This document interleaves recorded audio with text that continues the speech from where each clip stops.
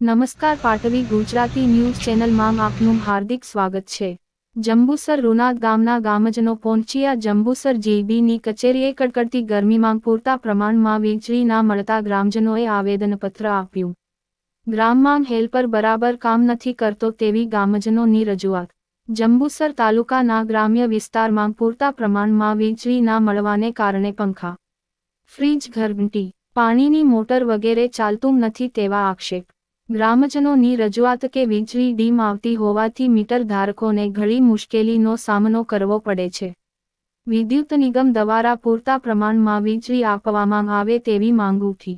પાટવી Gujarati news સહતંત્રી Manubhai Gohil કહાનવા।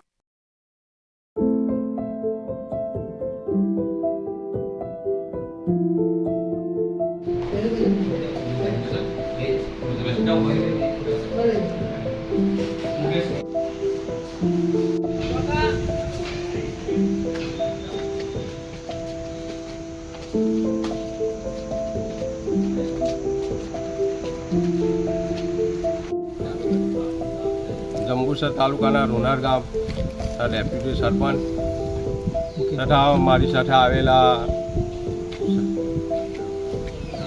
આગેવાન લોકો, હું અત્યારે દક્ષિણ ગુજરાત વિદ્યુત બોર્ડ જંબુસરમાં એક આવેદનપત્ર આપવા માટે આવેલ છે અને આપણા કર્મચારીઓને આવેદનપત્ર આપેલ છે।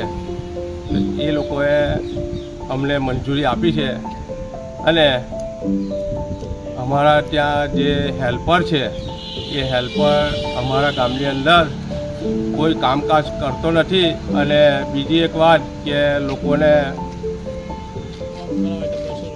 કામ કરાવવું હોય તો પછી આમ કરો તેમ કરો આવી બધી વાતો ચાલુ હોય છે।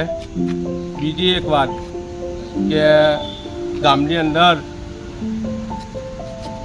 અંદર અમારા ગામની અંદર પંખા છે, પછી ફ્રીજ છે, પછી ટીવી છે, આવી અનેક બાબતોથી લાઇટ ડીમ પડે છે અને લોકો હેરાનગતિ થઈ ગયેલ છે।